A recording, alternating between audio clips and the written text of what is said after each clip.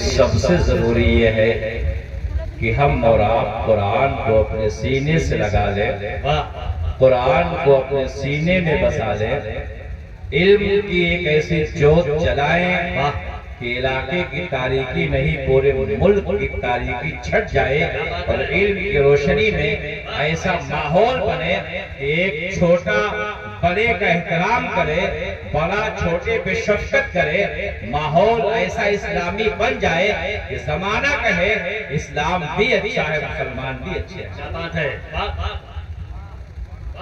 मुझसे बेहतर बोलने वाले उलमा हज़रत अल्लामा असगर अली साहब क़िबला जामई, जो जमात के बहुत बड़े आलिम हैं, नक़ीब अहले सुन्नत मुहतरम सफीउल्लाह साहब क़िबला और अंसारुल उलूम सुबह की प्रिंसिपल हज़रत अल्लामा गुलाम जिलानी फैज़ी साहब क़िबला, अल्लामा ताहिर साहब क़िबला, ये तमाम सारे उलमा मुझसे बेहतर गुफ्तगू कर सकते हैं, मगर मैं आपसे अर्ज़ करना चाहता हूँ कि कुछ दर्द दिल में बयान करना चाहता हूँ।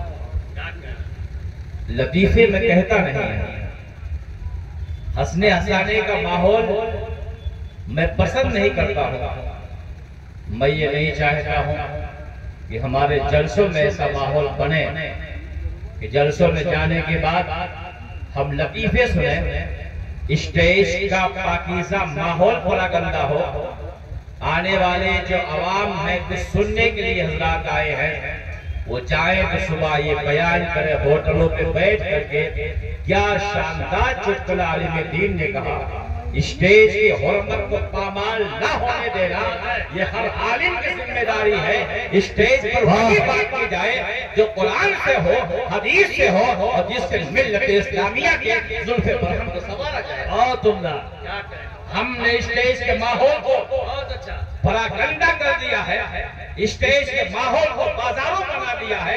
ये उलमा उठे और इस बात के लिए लोगों को आमादा करें, स्टेज पे गुफ्तगू हो तो कुरान के हवाले से हो, हदीस मुस्तफा के हवाले से। सुभान अल्लाह। मुझे लगता है कि हमारे उलमा इस बात की तारीफ फरमाएंगे कि स्टेज पर यहाँ वहाँ की गुफ्तगू करने से नुकसान होने के अलावा फायदा नहीं होता। लोग सफर करते हैं, घरों से चलते हैं, इको अगर कुछ कम कर दें, माइक ऑपरेटर साहब इको बंद कर दें, नाच जब नाच करेंगे तो फिर आप इको चालू करवाइएगा, इको बिल्कुल कम कर दीजिए आप और आवाज आप साफ फरमा दें। इसलिए मेरा एक मकसद होता है कि मैं जहां जाऊं अपने अहबाब को कुछ दे सकूं। कुरान पाक की जिस आयत पाक की तिलावत का शरफ मैंने हासिल किया, अलिफ लाम मीम ज़ालिकल किताबु ला रैब फीह, अलिफ लाम मीम का तर्जमा अब तक किसी मुतर्जिम ने नहीं लिखा है, बस यही लिखा अल्लाह रसूलुहु आलम। इसके मुराद के मंशा को या तो अल्लाह जानता है और या अल्लाह के बतलाने से मेरे मुस्तफा जानते हैं।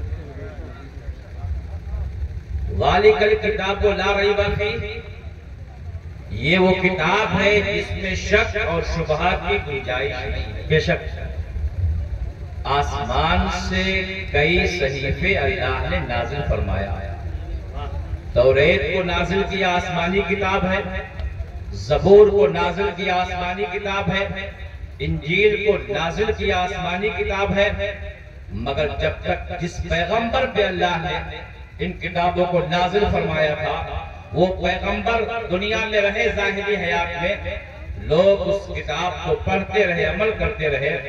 पैगंबर का जमाना खत्म हुआ, लोग उन किताबों को पढ़ना छोड़ देते हैं, उसमें तहरीफ करते हैं, उसमें तरमीम करते हैं, उसमें तब्दीली करते हैं। और किताबों का मामला ये होता है, लोग जो उस उम्मत के उलमा थे, अगर कोई सेठ मसला पूछने आता तो उसका चेहरा देख करके आयतों को तब्दील करके उसके मर्जी के मुताबिक वो फतवा दे दिया करते थे और बयान कर दिया करते थे, बतला दिया करते थे।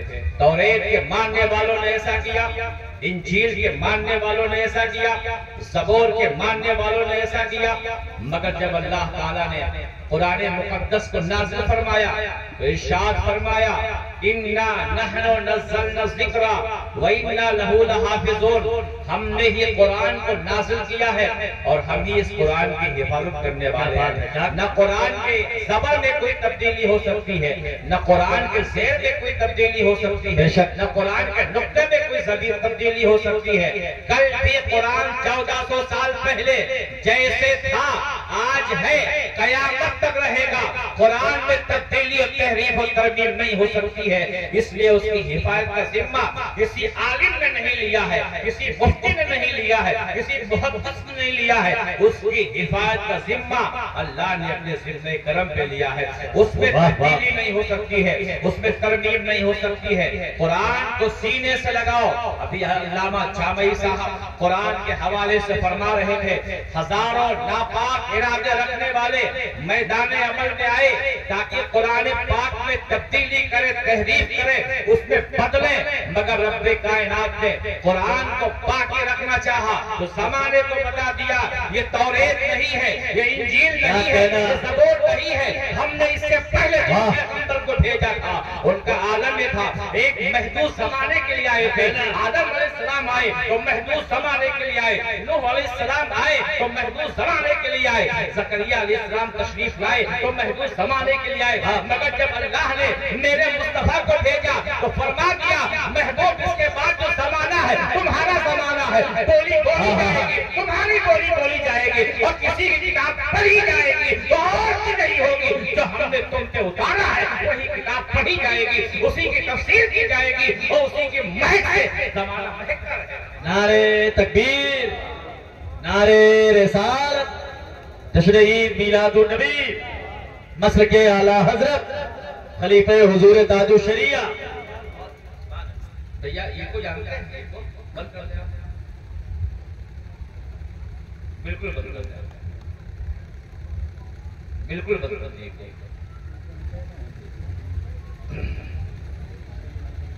दुरूद पाक पढ़ अल्लाहुम्मा सल्ली अला सल्लल्लाहु अलैहि सय्यदना मौलाना सल्लल्लाहु अलैहि मुहम्मद वल करम अलैहि या बारिक वसल्लिम सल्लु अलैहि सलातो व सलामन अलैका या रसूलल्लाह सल्लल्लाहु अलैहि वसल्लम। मैंने कहा आप पढ़ी जाएगी तो वो किताब जो मेरे मुस्तफ़ा पे अल्लाह ने नाजिल फरमाया, अब वो किताब पढ़ी जाएगी क़यामत तक। न उसमें कोई तरमीम कर सकता है, न कोई तहरीफ कर सकता है। आज हमारे हालात दिगरगू हो गए हैं।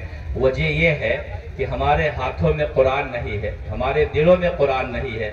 अगर हमारे पास कुरान है तो ताकों में सजाने के लिए है। आज हम रोना रोते हैं, फला ऐसा कर रहा है, आज हमारे आंखों में आंसू हैं, फला ने ये कानून बना दिया है। आज हमें कहते हैं हालात में गुफ्ता बे हो गए हैं। कुरान पाक से हमने अपना रिश्ता तोड़ लिया है। ये बड़ी तल्ख हकीकत है, इसे आपको मानना पड़ेगा। कुरान पाक से रिश्ता मजबूत कीजिए, फिर देखिए हालात कैसे बदलते हैं और माहौल कैसे तब्दील होता है। आप उठे थे मक्का की सरजमीन से, आप चले थे, आपके कपड़े फटे हुए थे, आप चले थे, आपके जिस्म पे एक कपड़ा होता था, आप चले थे, मगर आपके पास दौलत का अंबार नहीं था। आप निकले थे अरब में, चीन की सरजमीन पे गए थे, रोम की सरजमीन पे गए थे, फिलिस्तीन की सरजमीन पे गए थे, शाम इराक की सरजमीन पे गए थे। आप गए थे और वहां के जानने वालों ने, वहां के अरबाब इक़्तिदार ने कहा था ये गरीब इंसान क्या कर सकता है, ये आने वाला आने के बाद में हमारे मजहब को तब्दील करेगा, मैं अपने आप को तब्दील करेगा, ये नसरानी बनेगा, ये यहूदी बनेगा, मालदार माल को देख करके अपने ईमान का सौदा कर देगा। मगर कुरान को सीने में रख के चलने वाला मक्का का मुसाफिर जब सफर किया था तो दुनिया के हुसूल के लिए नहीं किया था, जब सफर किया था तो मुस्तफा के दीन को दुनिया में फैलाने के लिए किया था। आलम ये था, चीन में पहुंचा है मुसलमान तो कुरान पाक पढ़ा है और कुरान की तफसीर करके जमाने को दिखा दिया है। ऐ जमाना देख ले, कुरान के आमिल है, हमारे रगों रगों में कुरानी तालीमात बेबस्त है। तो हमें देख ले, तो चीन के लोगों ने देखा था मुसलमान इतना अच्छा है, कुरान पढ़ने वाला, इसके पैगंबर कितने अच्छे हुए होंगे, कितने अच्छे होंगे। रोम के लोगों ने देखा था कि मुसलमान इतना अच्छा है, जिस कुरान कामिल है, जिस पैगंबर ने खुदा ने कुरान नाज़िल फरमाया है, वो पैगंबर कितने अच्छे रहे होंगे। चीन मुसलमान होता है, रोम मुसलमान होता है, फारस मुसलमान होता है और हिंदुस्तान की सरजमीन पे आज आप ये कहते हैं ये है वो है, ये तमाम हमारे हमारे शामत आमाल का नतीजा है। मस्जिद खाली है, आप नमाज नहीं पढ़ते हो, कहते हो हम मुसलमान हैं। आपके पास आलम यह है, हमारे यहाँ जो है लोग ये सोचते हैं नाम अब्दुल रहमान अब्दुल रहीम जुल्फिकार हो जाए तो हमें इज्जत मिलनी चाहिए। इज्जत मिलेगी, लेकिन सुनो, इज्जत चाहिए तो कुरान को सीने से लगा लो। इज्जत चाहिए, नमाज फज्र के लिए मोहसिन कहे हैया अल सलाह, आओ नमाज के लिए, हैया अल फलाह, कामयाबी के लिए पढ़ो नमाज़ें। अपने मुस्तफा को याद करो, आने वाली बलाओं को खुदा टाल देगा कुरान की तिलावत के सदक़े में और नबी से मोहब्बत के सदक़े में। सुभान अल्लाह।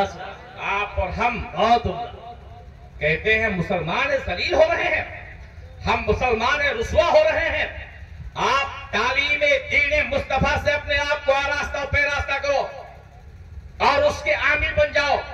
फिर देखो हालात कैसे बदलते हैं, माहौल कैसे तब्दील होता है, रहमत इलाही का नुज़ूल कैसे होता है। हमने कुरान को पढ़ना छोड़ दिया है, कुरान पे अमल करना छोड़ दिया है। कुरान पाक का आमिल जब हिंदुस्तान में आया था और आप जो है गंगा के सामने पहुंचा था तो गंगा की लहरों ने कहा था आ गया है, जो मेरी मंशा उसे कर ले। तो इकबाल ने कहा था अरे तेरे मंशा पे मुसलमान अमल नहीं करेगा। वो इकबाल ने नक्शा खींचा और कहा ऐ आबे रूदे गंगा, वो दिन है याद तुझको, उतरा तेरे किनारे जब कारवां हमारा। हम पहुंचे हैं तो गंगा के सामने हमने अपनी पेशानी नहीं झुकाया है, वजू किया है उससे और हमारी पेशानी खुदा की बारगाह में झुकाई। वाह वाह वाह। पेशानियां हमारी गैरों के सामने झुक जाती हैं मगर खुदा के सामने नहीं झुकती हैं। हमारी पेशानियां बारगाह खुदा में झुकना चाहिए। एक अजीम शान किताब रब्बे कायनात ने हमें आपको अता फरमाया है, जो अमन की तालीम देता है, जो मोहब्बतों की तालीम देता है, जो प्यार की तालीम देता है, जिस कुरान ने मिजाज दे दिया है एक छोटा बड़े से प्यार करे। कुरान ने एक तालीम दिया है कोई किसी पे जुल्म और सितम के पहाड़ न तोड़े।